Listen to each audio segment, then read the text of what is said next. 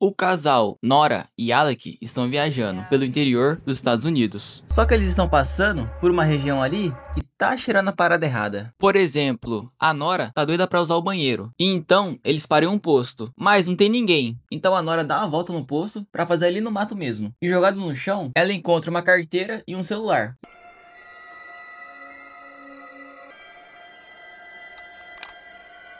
E ali no mato, um pouco afastado, tem um crânio. Mas ela não chega a ver. E se visse também, o filme ia dar na mesma. Porque pensa nos personagens inteligentes. Não são esses dois. Sim. Mas bom, dá tudo certo e eles continuam. E olha os peixes mortos. Os dois se deparam com uma senhora com um carro quebrado. E pensa numa velha grossa. O Alec para na maior gentileza para ajudar. E olha como o bicho é recebido.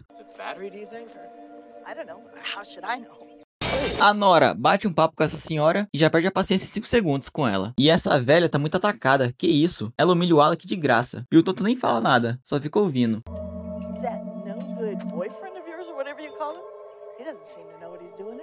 E ainda é gentil com ela, mesmo depois desse esculacho.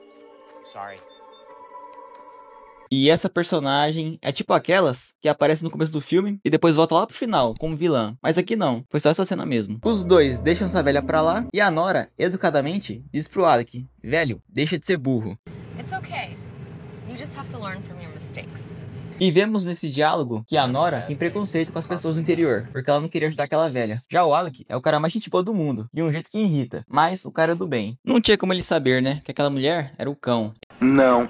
Eles param numa lanchonete e já tem mais um doido lá dentro, que fica o tempo todo encarando eles. E como ele aparenta ter algum problema mental, já que ele fica olhando fixamente pra uma TV desligada, eles acham normal. Quer dizer, ponto pro Alec aqui. Quem passou pano pra situação agora foi a Nora. E tá vendo essa carne? Com certeza não é Friboi. Eles vão embora, mas aquele cara interrompe eles pra falar 5 palavras mágicas. E esse também é o típico personagem que avisa do perigo e ninguém dá bola. E depois aparece pra ajudar, ou se mostrar parte dos vilões. Mas velho, todo esse início de filme não serve pra absolutamente nada. Talvez pra fazer a gente sentir raiva dessas decisões aí dos personagens. Mas fora isso, a gente só fica querendo que esses dois sejam capturados logo. Que isso, rapaz? Tenha calma, rapaz. E depois desse aviso, né, é só engatar a marcha ré e voltar. Mas não, eles continuam. E a Nora segue passando pano. Local weirdo. E esse filme é tão doido que a gente nem sabe pra onde eles estão indo. A gente só sabe que eles estão há um bom tempo na estrada já e precisam descansar. E depois de pararem em um posto de gasolina, o dono do posto, pra lá de Bagdá também, informa que existe umas cabanas seguindo a estrada. E sem opções, eles vão até lá. E aqui, a Nora usou a cachola, hein?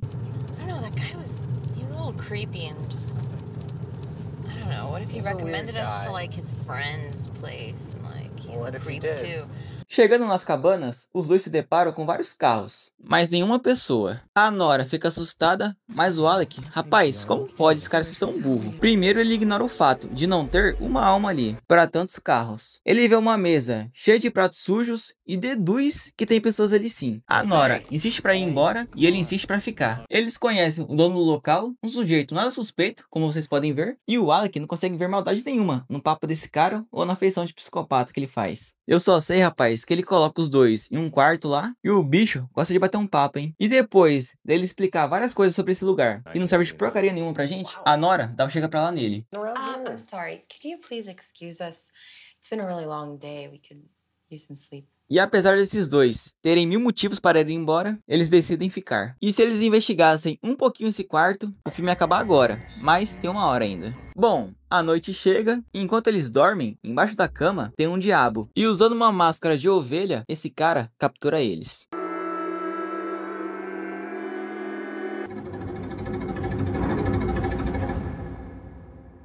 No dia seguinte, a Nora acorda separada do Alec, em uma jaula, na fazenda dos canibais. E ela já se depara com um boi. Aparece uma vaca e desmaia a Nora. Ela acorda presa novamente, mas dessa vez com as pernas abertas. E nessa seita de malucos funciona assim. Eles usam as mulheres para terem leite e reprodução, e os homens existe uma seleção, que o filme não explica como funciona. Mas a maioria, eles matam e comem a carne, e outros são forçados a trabalhar na fazenda. E voltando pra Nora, aparece uma mulher com uma máscara de coelho, que injeta uma seringa gigante na parte íntima dela, forçando uma inseminação artificial. E que agonia essa cena, hein? Tá louco. E enquanto a Nora vai sendo levada pro seu cativeiro, ela vê que tem toda uma sociedade psicopata ali, que usam as máscaras de animais, invertendo a jogada. Agora, são os animais que matam os humanos. E é tão interessante essa ideia, o problema é que o filme deixa a gente com muitas perguntas sem respostas. Tipo, desde quando eles fazem isso? Como eles convenceram as pessoas a participar disso? Uma pancada de vítimas. E como a polícia não faz uma investigação ali na região? Talvez eles sejam protegidos pelos próprios, ou os políticos, ou uma alta elite. Mas o filme não explica nada.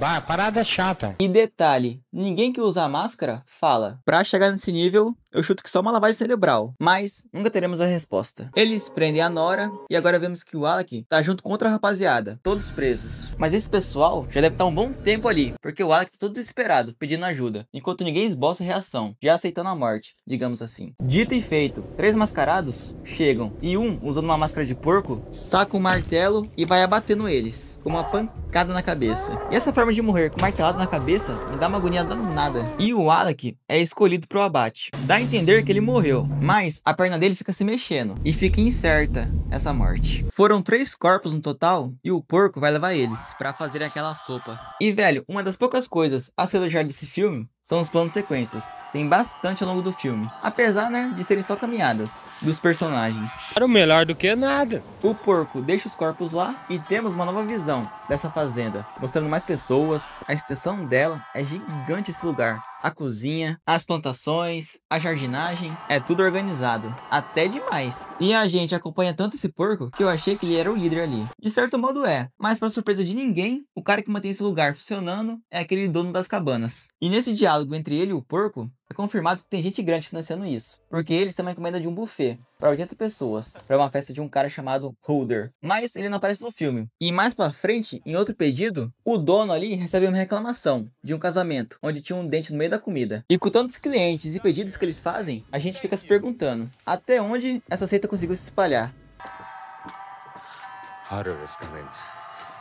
E temos agora a cena mais gratuita do filme. Já que não tem história, o diretor recorre a fazer cenas chocantes, pra fazer a gente se lembrar do filme. E o porco e o dono ali vão até uma área que eles mantêm as mulheres presas, para tirarem seu leite. Mas tem uma ali que acabou de ter um bebê, e o porco simplesmente pega esse bebê, pesa ele e mata ele. E véi, pra quê, né? Não tem motivo nenhum pra ter essa cena. E se fosse pra reforçar a crueldade desses caras, pelo menos que fizesse com coerência, né? Mas vocês vão ver que é daqui pra pior. E lembra aquele cara do posto? O Andrew? Olha ele aí, ó. O safado faz parte também. E eu não sei se o cara da TV lá realmente tem algum problema, mas esse Andrew com certeza tem um parafuso a menos. Ele tenta consolar a mãe lá que acabou de perder seu bebê, mas a mulher usa todo o dicionário pra xingar ele. E o cara surta e acaba matando ela. E ainda deixa o seu nome, para todo mundo saber que foi obra dele. O Landy dá a ordem pro porco achar o Andrew. E outra coisa desgraçada desses caras é que eles não correm. E aí, bicho, fica numa enrolação de um papo de uns 10 minutos.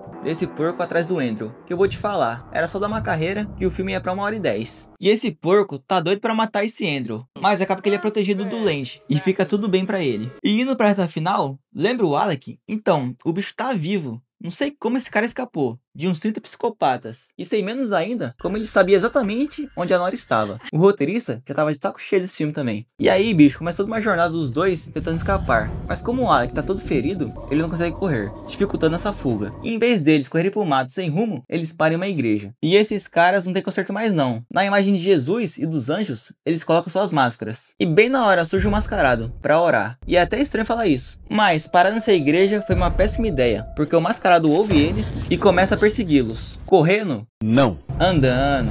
Tá brincando comigo? E o Alec claramente tá olhando pro chão, mas ele finge que não viu essa armadilha, não é possível, e acaba pisando nela. E sem ter o que fazer, a Nora deixa ele pra morrer. Isso! Uma trairagem! E os canibais jogam uma pedra na cabeça dele.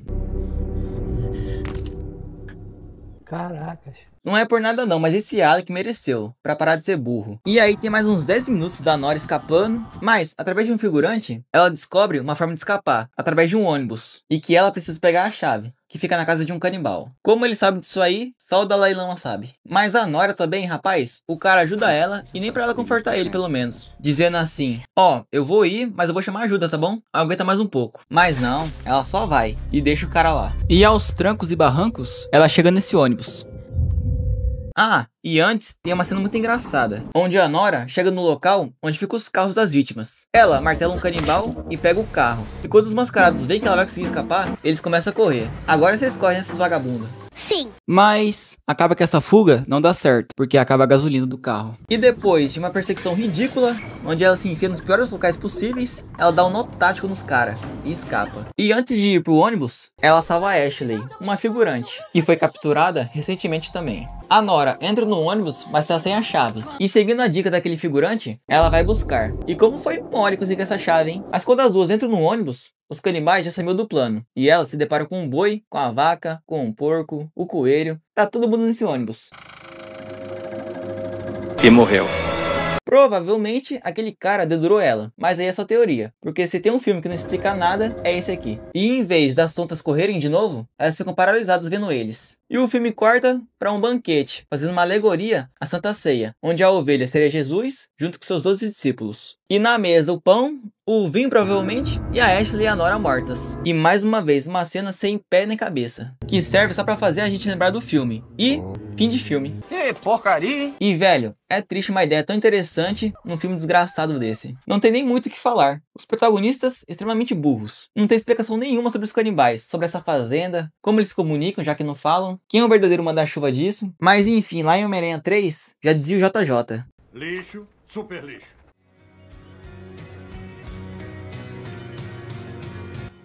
Mas é isso, galera. Muito obrigado por assistir. Eu lembro que na época, quando esse filme lançou, todo mundo queria assistir. Mal sabia a gente, né, a bomba que era. E tem obras bem melhores do que essa aqui, que abordam o mesmo tema. Como lá em Massacre da Serra Elétrica, ou aquele livro lá, A Revolução dos Bichos, ou aquela The Human. O que não falta é opção, melhor do que essa bomba aqui. Mas é isso, nos vemos no próximo vídeo, que vai ser sobre Premonição 3. Então, muito obrigado e falou!